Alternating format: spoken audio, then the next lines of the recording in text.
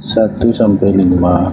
Nah, eh, itu waktu Quran itu turun sudah berupa buku dari atas, makanya disuruh Iqra atau bagaimana, Bang Suma? Wahyu itu hanya lafaz dari Roh Kudus kepada baginda Rasulullah Muhammad sallallahu alaihi wasallam.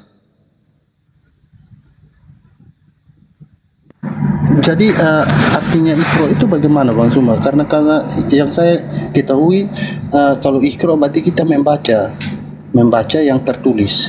Berarti berupa sesuatu sudah tertulis begitu. Jadi kita tinggal membaca saja. Enggak. Atau bagaimana, Bang? Iqra, bacalah. Artinya bacalah itu pahamilah. Pahamilah, tadabburilah, ketahuilah. Itu arti Iqra itu bukan ada huruf mau dibaca, enggak. Makanya selanjutnya Iqra bismi rabbikal ladzi khalaq. Bacalah dengan nama Tuhanmu yang menciptakan. Maksudnya apa? Rasulullah Muhammad SAW datang bertahannuts kemudian di Gua Hira untuk berfikir. Berfikir itu membaca. Membaca keadaan, membaca perasaan, membaca situasi, membaca apapun. Jadi membaca itu bukan berarti ada huruf. Bukan semata-mata ada huruf. Tapi membaca yang dimaksud di sini adalah ketahuilah. Pahamilah, mengertilah, itu berakallah, telaalah, kajilah, itu dia yang dimaksud dengan Iqra. Maka perintahnya kajilah dengan nama Tuhanmu, pikirkanlah dengan nama Tuhanmu yang menciptakan. Itu yang dipahami kemudian, sehingga ketika ada perintah membaca, Rasulullah Muhammad sallallahu alaihi wasallam kemudian mengetahui segala aspek alam semesta ini melalui telaah akal. Iqra bismi rabbikal ladzi khalaq. Bacalah dengan menyebut nama Tuhanmu yang menciptakan. Artinya pikirkan dengan nama Tuhanmu segala sesuatu ini itu dicipta oleh beliau.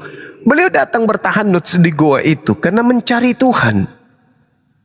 Pasti ada Tuhan, tidak mungkin ini semuanya terjadi tanpa Tuhan. Rasulullah berpikir seperti itu. Tidak mungkin yang mereka sembah ini, berhala-berhala ini, Tuhan tidak mungkin. Pasti ada Tuhan yang lebih berkuasa yang menciptakan semua ini.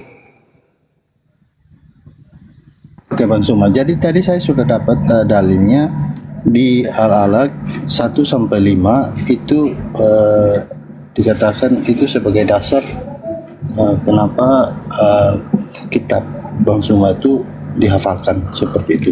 Jadi Iqra yang saya dengarin dari Bang Suma bahwa Iqra itu bukan semata-mata membaca sesuatu yang tertulis. Oke, tapi bisa memahaminya gitu. Oke, saya paham itu. Nah, saya ingin tanyakan juga, sekarang kan sudah tertulis, mungkin ada datanya bahwa harus dituliskan. Kalau ada, saya minta datanya. Silakan. Jadi gini, Bung. Karena Al-Quran ini diperintahkan kemudian untuk disampaikan kepada seluruh umat manusia, maka Rasulullah Muhammad sallallahu alaihi wasallam ini sebagai utusan Allah kepada seluruh umat manusia itu diperintahkan untuk membacakan Al-Quran. Membacakan Al-Quran. Maka Al-Quran ini harus disampaikan kepada seluruh manusia. Karena Al-Quran ini diperintahkan untuk disampaikan kepada seluruh umat manusia, maka metode menyampaikan Al-Quran kepada seluruh umat manusia itu yang pertama adalah melalui hafalan, yang kedua adalah melalui tulisan. Ini yang terjadi hari ini. Umat Islam menghafalkan, umat Islam membaca kitabnya, dan juga membaca melalui hafalan. Itu pada intinya adalah Al-Quran diwahyukan, diterima oleh para sahabat, dituliskan oleh para sahabat, dikaji oleh Rasulullah pada zamannya, lalu kemudian dihafalkan oleh Rasulullah berserta dengan sahabatnya. Apa yang diragukan? Al-Quran dikaji oleh Rasulullah, Al-Quran disebutkan oleh Rasulullah, Al-Quran dibacakan oleh Rasulullah. Apa yang diragukan? Al-Quran bukan sebuah buku yang muncul kemudian 30 tahun, 40 tahun, 50 tahun dari setelah beliau tidak ada di bumi. Enggak. Al-Quran itu ada pada zaman beliau. Diucapkan oleh beliau, khuzu Al-Quran min arba'ah. Terima Al-Quran ini dari keempat sahabatku. Malah dia menyebut, khairukum man ta'allamal Qur'an wa 'allamahu. Barang siapa yang lebih baik di antara kamu adalah yang mempelajari Al-Quran dan mengajarkan. Sementara kitab Anda satu pun tidak pernah disebut oleh Yesus. Itu pembandingnya itu sangat jauh. Al-Quran diajarkan oleh Rasulullah, Al-Quran disebutkan oleh Rasulullah, Al-Quran diperlihatkan oleh Rasulullah, Al-Quran isinya dihafalkan oleh Rasulullah dan disampaikan kepada sahabat-sahabatnya. Sahabatnya menyampaikan kepada muridnya, muridnya menyampaikan kepada muridnya, muridnya sampai kepada kami umat Islam di Indonesia ini. Jadi sanadnya itu berkesinambungan. Sedangkan kalau kita berbicara misalnya surah-surah Paulus, Yesus tak tahu itu. Kitab Roma Yesus tak kenal. Galatia Yesus tak kenal. 13 buku karangan Paulus tidak dikenali oleh Yesus. Dan Yesus tidak pernah membaca kitab perjanjian baru. Bagaimana orang berakal mau percaya kalau itu firman Tuhan? Sedangkan Yesus sendiri nggak pernah membacanya. Oke Bang Suma, nanti kita masuk ke sana ya. Tapi saya ingin apa dulu? Tadi sudah ada dasar ini, ada dalilnya. Bang Suma mengatakan kepada saya bahwa Iqra itu di Al-A'la 1-5. Itu dalilnya kenapa Al-Quran itu harus dihafalkan. Nah, jadi membaca di sana bukan membaca sesuatu yang tertulis, tapi tadi sudah Bang Suma jelaskan panjang lebar dan saya mengerti itu. Nah, makanya saya tanyakan, sekarang kan sudah berbentuk tulisan Bang Suma. Mungkin ada dasar-dasar, kalau nggak ada Bang Suma tinggal bilang nggak ada. Kalau ada, saya minta mungkin ada satu kekuatan di dalam Al-Quran yang menuliskan bahwa boleh dituliskan untuk disampaikan kepada semua makhluk atau seluruh dunia, untuk semua bangsa, gitu Bang Suma. Ada dalilnya tertulis nggak di dalam Al-Quran? Silakan. Iya. Jadi kalau perintah tuliskanlah Al-Quran itu di dalam Al-Quran itu memang tidak ada perintahnya dituliskan. Terus kalau tidak ada perintah dituliskan Al-Quran lalu dituliskan, ada yang dilanggar? Tidak ada. Rasulullah Muhammad SAW justru mengatakan bahwasanya bacalah Al-Quran karena dia akan datang pada hari kiamat sebagai syafaat bagi sahibul Quran. Itu kata Rasulullah. Nah, Al-Quran ini mau dibaca. Berarti ketika merujuk kepada Quran berarti harus dituliskan. Karena perintahnya disuruh baca. Baca yang dimaksud di sini adalah kepada sahabat. Sedangkan Iqra kepada Rasulullah maksudnya adalah bacalah, alam semesta ini diciptakan oleh Allah. Sedangkan ketika Rasulullah membahas tentang bacaan Al-Quran, itu artinya Rasulullah sedang memerintahkan menulis karena harus dibaca. Makanya Al-Quran itu ketika dihafal. Gimana? Terima kasih Bang Suma. Mungkin masih ada, silakan Bang Suma kalau masih ada. Kalau juga mengajarkan ada, dengan pena itu ayat 4, mengajarkan dengan pena. Neotenin. Iya, jadi sudah jelas bagi kami Al-Quran itu berasal dari baginda Rasulullah Muhammad sallallahu alaihi wasallam. Al-Quran dihafalkan, dituliskan oleh sahabat Rasulullah, dikaji, ditadaburi, dijelaskan, ditafsirkan dan diuraikan oleh baginda. Nah sekarang kalau saya balik bertanya kepada saudara, pernahkah kemudian Yesus mengkaji Bible? Misalnya Matius 28 nomor 19, pergilah beritakanlah kemudian jadikanlah seluruh bangsa menjadi muridku. Apakah Yesus pernah mengkaji ucapan ini di dalam Bible tersebut? Oke, terima kasih Bang Suma. Nah, itu pertanyaan kepada saya ya. Saya akan menjawab.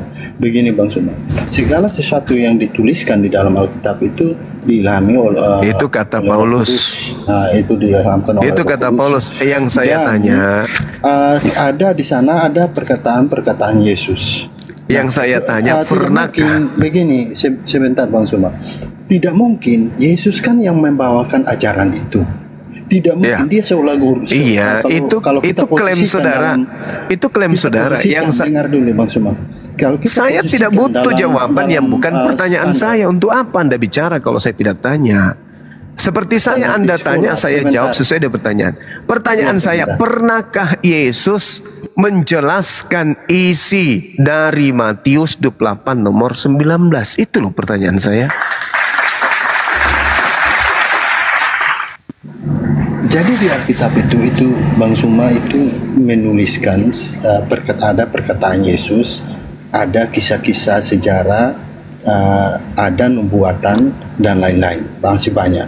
Nah, ada kejadian-kejadian terjadi di sana, itu dicatat. Nah, kalau Bang Suma bertanya kepada saya, apakah kalau Yesus pernah meneliti nggak itu Alkitab? Bang Suma, Yesus itu kan dia sang guru itu. Mana sang guru? Bang Suma suruh dia menulis, kan tidak mungkin Bang Suma. Saya tidak suruh menulis. Yang saya tanya, Bang Suma, kalau itu dengar, kalau saya itu ingin tahu juga. Sekarang kalau begitu, saya ingin tahu dari Bang Suma. Belum selesai, belum Anda jawab, kok pindah lagi. Kenapa jadi ketakutan, panik? Diam dulu beleng-beleng, woi, Free, diam dulu beleng-beleng. Betul. Saya kan bertanya, menurut saudara itu adalah ucapan Yesus. Pernahkah kemudian Rasul Yesus membahas tentang Matius 28 nomor 19? Kalau Yesus pernah membahas itu, uraiannya, jadikanlah seluruh bangsa menjadi muridku, itu uraian Yesusnya itu seperti apa? Seperti misalnya, Iqra bismi rabbikal ladzi khalaq. Ternyata uraiannya ketika Rasulullah menjelaskan bahwa Tuhan itu bernama Allah.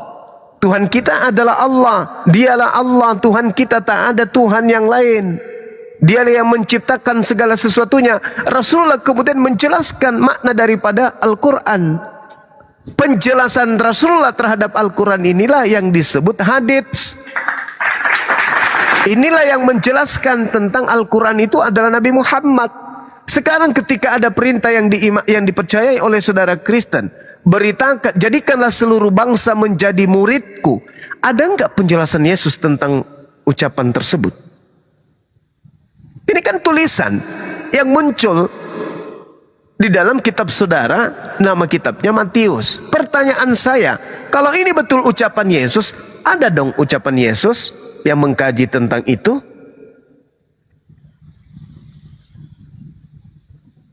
Sudah, ada nggak? Sudah. Sudah.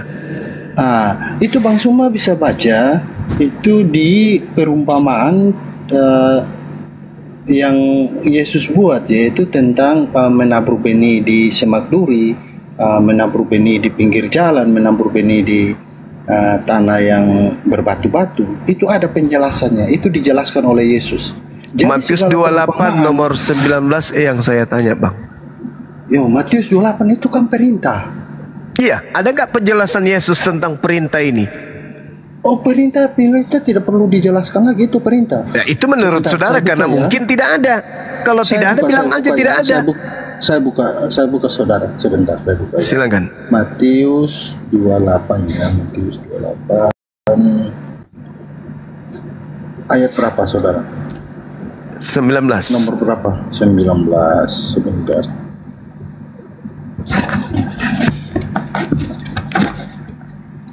Saya on-cam ya, sebentar ya.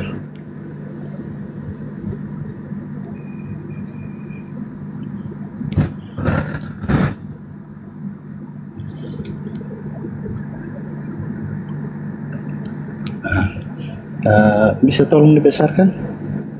Besarkan teman-teman. Iya Pri, kalau mau besar banget ke Maerot Pri. Terima kasih saudara, terima kasih. Di sini. Salam. Ini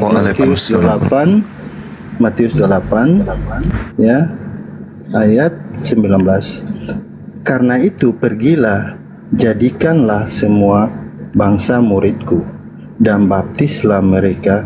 Oh, ini perintah, tidak diperintahkan sunatlah mereka ya, tapi baptislah mereka dalam nama Bapa dan Anak dan Roh Kudus, Ini perintah, lantas apa yang perlu dikoreksi dari sini lagi? Ini perintah. Saya tidak mengoreksi, yang saya tanya, ada tidak Yesus menjelaskan dalil itu? Itu perintahnya sudah jelas tuh Bang Suma. Ya, itu yang tertulis. Yang saya tanya, ada tidak penjelasan Yesus tentang dalil tersebut? Bang Suma, yang jelas kalau segala sesuatu yang kurang jelas itu butuh penjelasan. Tapi ini semuanya jelas. Lantas butuh penjelasan lagi, berarti ada yang tidak jelas, begitu Bang Suma? Begitu? Bukan, atau bukan. Bagaimana? Maksud saya, makanya tadi saya arahkan Bang Suma kepada perumpamaan itu. Kalau perumpamaan itu kan sulit untuk dimengerti itu. Anda itu gimana ya? Kencang, mulutnya kayak mesin, tapi otak nggak normal, nggak berfungsi. Maaf ini, yang saya tanya, ada tidak penjelasan Yesus terhadap dalil itu? Berarti Anda harus masuk ke dalam original teksnya. Mateteu, artinya apa? Jadikanlah murid. Jadikanlah murid seluruh bangsa muridku. Maksudnya apa itu? Jadikanlah murid semua bangsa muridku. Ketika Yesus datang di tengah-tengah Bani Israel, apakah seluruh bangsa Israel menerima dia sebagai guru? Tidak. Berarti sang murid, ke-12 murid, 11 muridnya setelah keluar Yudas, menerima kemudian mandat untuk menjadikan seluruh bangsa murid Yesus sebagai murid Yesus. Artinya yang dimaksud bangsa muridnya di situ saja, bukan kepada bangsa Batak, bahasa Jawa, bukan. Penjelasan uraiannya kan ada di awal tadi. Aku diutus hanya kepada domba yang sesat dari umat Israel. Jadikanlah bangsa muridku. Semuanya untuk menjadi muridku. Bangsa murid Yesus itu bangsa apa aja? Ada bangsa Batak, ada bangsa Bugis, bangsa Toraja ada. Itulah makanya saya tanya, ada nggak penjelasan Yesus tentang dalil yang Anda bawa ini? Salah satu penjelasannya adalah, aku diutus hanya kepada domba yang sesat dari umat Israel. Yesus berpesan kepada ke-12 muridnya agar jangan ke bangsa lain, tetapi pergilah kepada bangsa Bani Israel.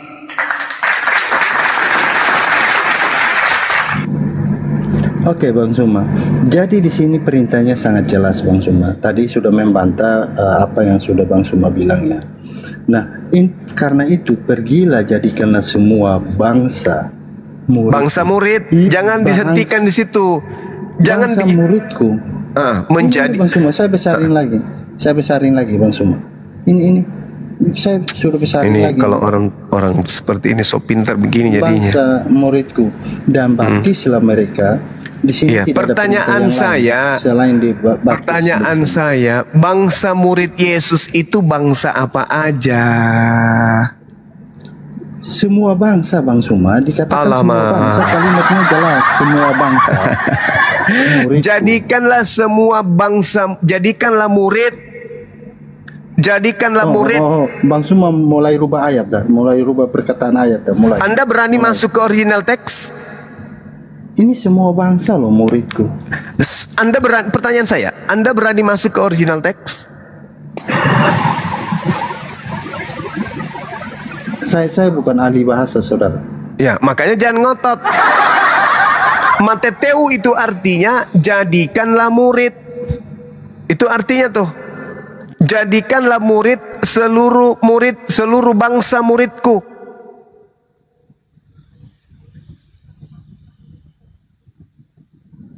Jadi ketika dikatakan mateteu artinya itu dalam bahasa Yunani kan, itu dalam bahasa Yunani. Tapi kalau diterjemahkan ke dalam bahasa Indonesia kan sudah pasti jadikanlah bangsa semua muridku. Itu berarti kan salah, berarti menyalahi aslinya. Enggak seperti itu Bang Suma. Ada apa bahasanya itu ada Bang Suma. Jadi kayak di bahasa Inggris juga kan ada tuh. Jadi ada kata yang Bung, pertanyaan saya, saudara, yang mana yang benar, bahasa aslinya atau bahasa bukan aslinya, yang mana yang benar? Memang bahasa aslinya kalau memang seperti itu. Bahasa aslinya yang tapi benar. Pemahaman mereka bukan seperti Bang Suma juga. Begitu loh Bang Suma. Astagfirullahaladzim, ya Allah. Karena begini Bang Suma itu kayak saya sudah sampaikan bahwa kayak misalnya di bahasa Inggris itu kan kalau diucapkan kan ada kata yang ada kalimat yang dimaksudkan didulukan, habis itu yang apanya di belakang. Tapi artinya kalau diterjemahkan itu berbeda. Kalau kita mau terjemahin satu kata, itu kalimatnya jadinya nggak nyambung gitu loh. Nah begitu pun yang terjadi di dalam ini. Sekarang begini, Bung. Bahasa Yunani. Yesus mengaku diutus hanya kepada Bani Israel. 1. Matius 28, Yesus. Saya jelaskan tentang Bani Israel. Satu ayat Bang Suma. Kita akan jelaskan. Bang Suma ambil di ayat berapa? Biar saya buka. Bagaimana kau mau menjelaskan dalilnya saja kau tidak tahu di mana? Jangan sok pintar di depan saya. Jangan mentang-mentang Anda Kristen, Anda merasa lebih pintar Bible dari saya. Anda lihat sendiri di mana? Di surah mana? Di kitab mana? Nomor berapa? Gimana Anda yang mau menjelaskan? Sementara mengetahui saja letak pokoknya Anda tidak tahu. Saya jemaat. Ya justru karena itu Anda tidak punya kapasitas untuk menjelaskan Bible kepada saya. Saya yang harus menjelaskan Bible itu ke Anda. Itu baru betul. Kalau Bang Suma lolos dari... Yang benar adalah Bang Suma yang harus ngajarin ente. Jangan mentang-mentang Anda Kristen yang tidak pernah baca Bible merasa lebih paham Bible dari Bang Suma yang siang malam baca Bible sudah puluhan tahun. Saya Kristen, terus saya punya hak untuk menjelaskan. Kapasitas Anda apa? Saya lulusan, terus kalau Anda lulusan kenapa bertanya? Udah, macet. Berarti Anda tidak tahu. Mending Anda mendengarkan. Memang Anda Kristen, tapi untuk memahami Bible Anda harus belajar kepada Bang Suma yang lebih mengerti karena Bang Suma yang belajar. Anda itu cuma mengimani saja, asal percaya saja. Bukan. Teori mengatakan pemilik tanah hanya sebatas pemilik. Ketika menjadi perkara, yang lebih paham tentang tanah tersebut adalah kuasa hukumnya. Kuasa hukum yang menelaah tersebut. Yang punya tanah cuma memberikan data-data. Anda hanya menyajikan Bible. Saya yang mengkaji. Matius 15:24. Nah, baru Anda buka kan? Buka. Anda baru buka. Nah. Saya sudah buka dari tadi ini, Bang. Ya sudah. Apa yang Anda pahami di situ? Pengakuan Yesus. Dia diutus kepada seluruh manusia atau hanya sekelompok manusia? Silakan. Jadi ini Bang Suma. Di sini sebentar. Saya baca ya. Gak usah diminta dibesarin ya, lu baca aja sendiri. Sudah malas ini hostnya ini. Jawab. Malas ngeyel, lu nya ngeyel dijelasin nggak mau nerima. Saya harus menjelaskan sesuai yang tertulis, saudara. Aku diutus kepada domba-domba yang hilang dari umat Israel. Nah, ya kan? Bang Suma kutip ayat ini kan? Matius 15 ayat 24 kan? Iya. Benar kan? Astagfirullahaladzim. Bang Suma. Apa yang Anda tangkap di situ? Yesus punya misi hanya untuk Israel atau seluruh manusia? Oke, sebentar saya jawab ya Bang Suma ya. Ya. Nah, jadi di sini Bang Suma, ini kenapa Yesus berkata demikian? Karena dia lahirnya di mana Bang Suma? Kita harus tahu itu. Dia lahirnya di Israel. Kalau dibilang aku diutus kepada seluruh bangsa, berarti dia lahir di mana-mana Bang Suma. Berarti Yesus banyak dong. Beleng-beleng kau, beleng-beleng.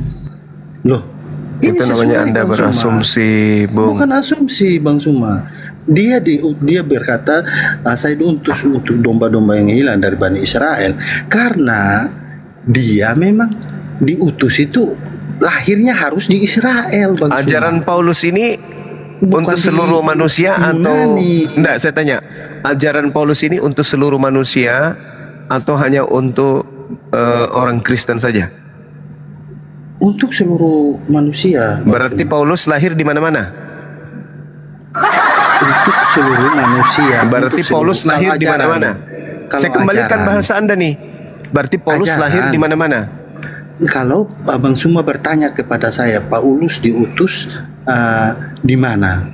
Nah, baru saya Iya, kan Yesus Paulus mengaku kayak diutus Antioquia. hanya kepada domba yang hilang dari umat Israel. Kenapa demikian? benar. Karena dia lahir di tengah-tengah Bani Israel. Nah, Paulus diutus untuk siapa aja? Benar tuh Bang Suma. Jadi kalau dibilang diutus, berarti kan lahirnya di Israel Bang Suma. Nah, Paulus Bukan ini lahirnya diutus di mana. untuk siapa? Berarti diutus ke Israel dong. Nah, kalau Misalnya Paulus begini, ini diutus Bang kepada Suma, siapa? Bang Suma misalnya mengutus saya ke ini Jawa. Ya berarti saya harus ke Jawa kan? Bukan saya kemana-mana kan Bang Suma?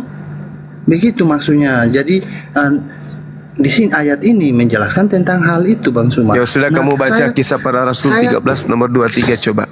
Bagaimana cara Anda berkelit di situ coba? Jangan loncat dulu Bang Suma. Enggak, Bisa satu-satu saya dulu. sudah ngalah, saya sudah mengalah. Sekarang Anda baca Kisah Para Rasul 13:23.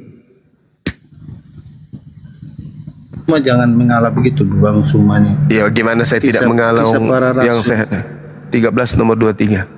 13 nomor 23. Sebentar Bang Suma, saya cari 23. Saya lihat perikopnya dulu.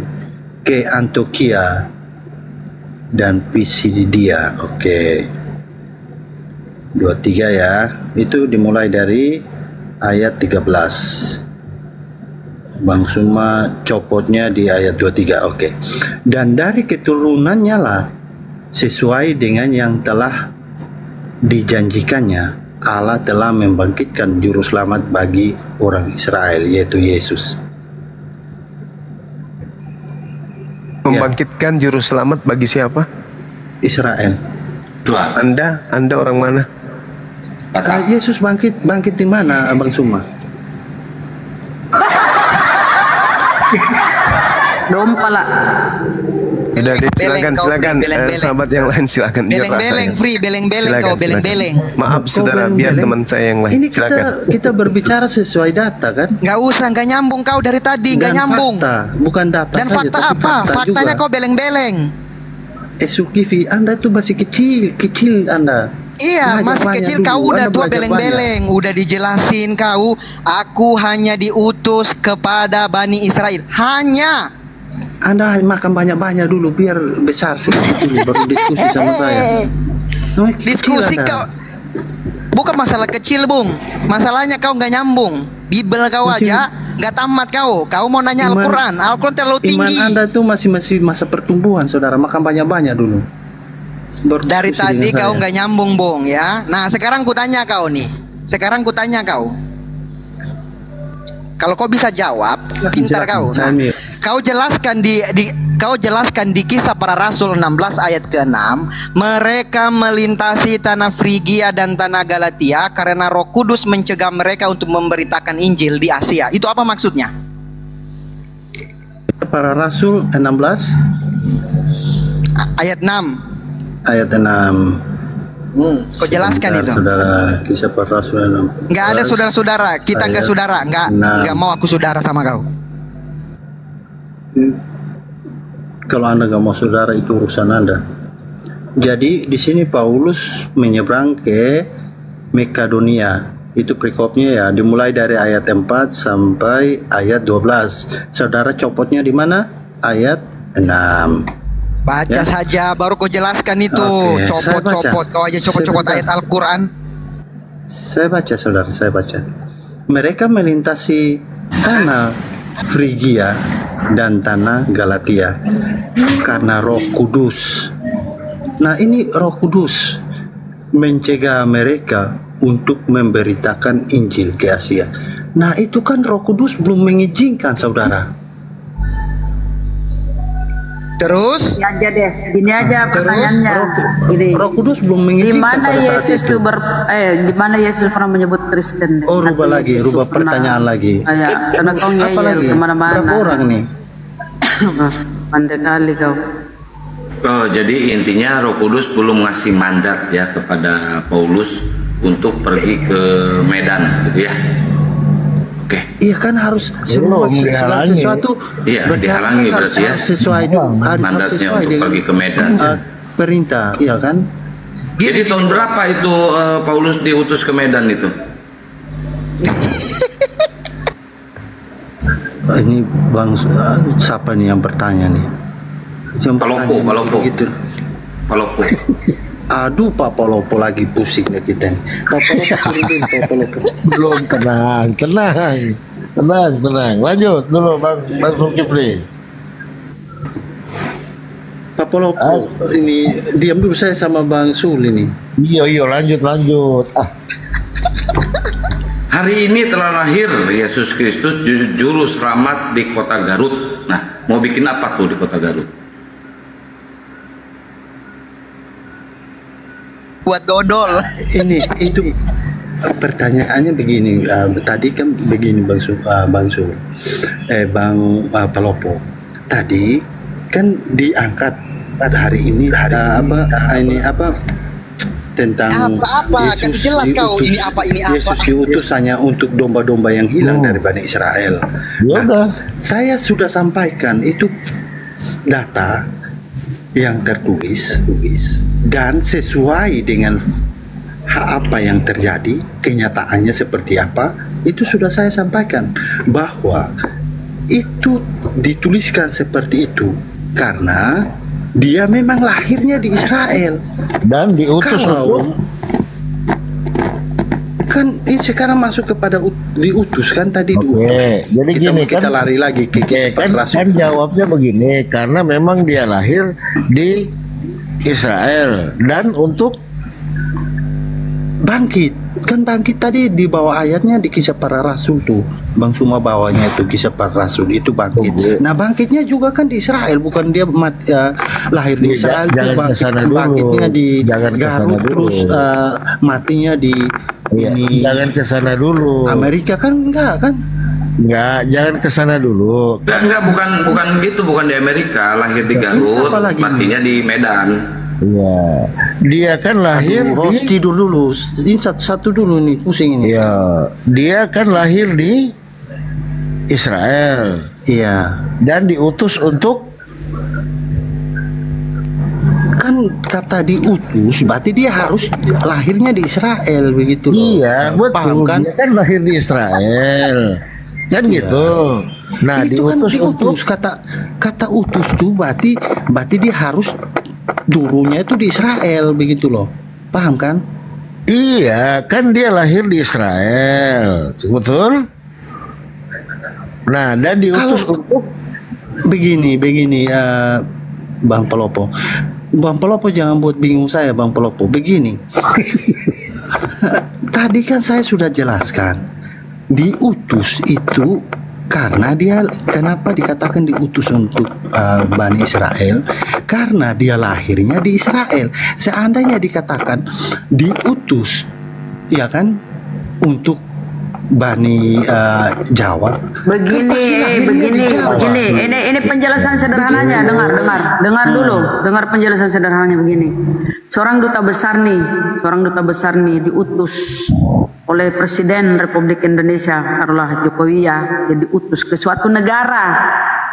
Nih, duta besar ini misalnya ke Belanda Jadi utus ini jadi otonominya hanya di Belanda itu, nggak bisa dia menyimpang kepada negara-negara lain.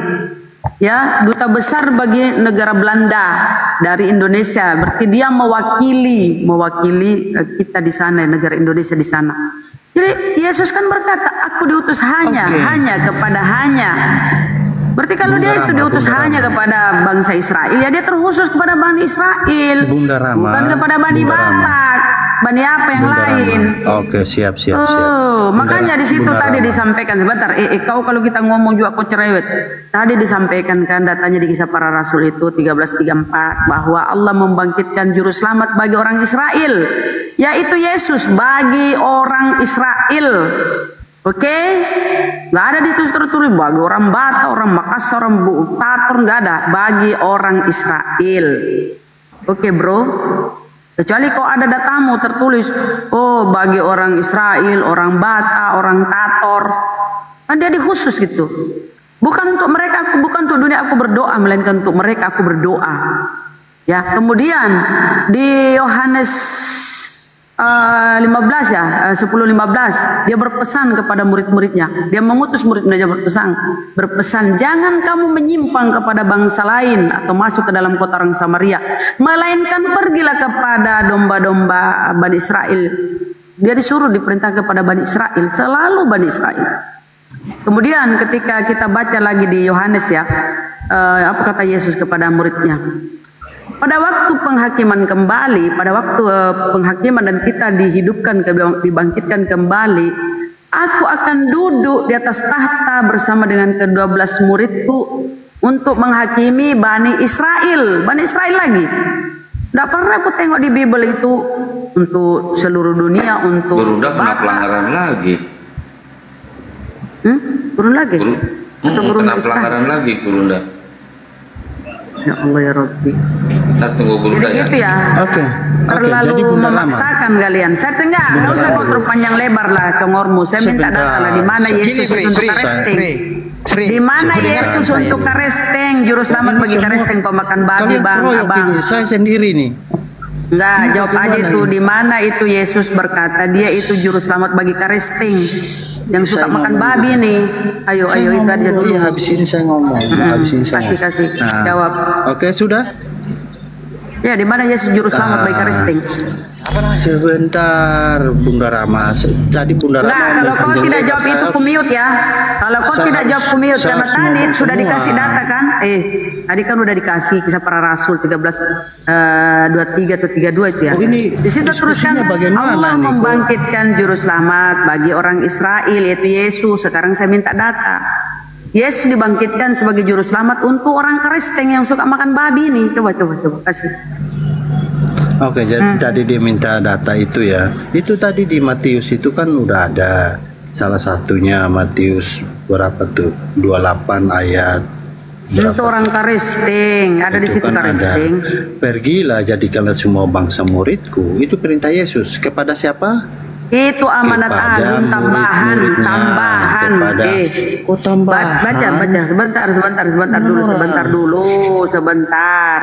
Itu tertulis begini ya, Jangan baptis atas nama begitulah. Bapa, Ini Putra, Roh saya Kudus. ngomong Dengar dulu.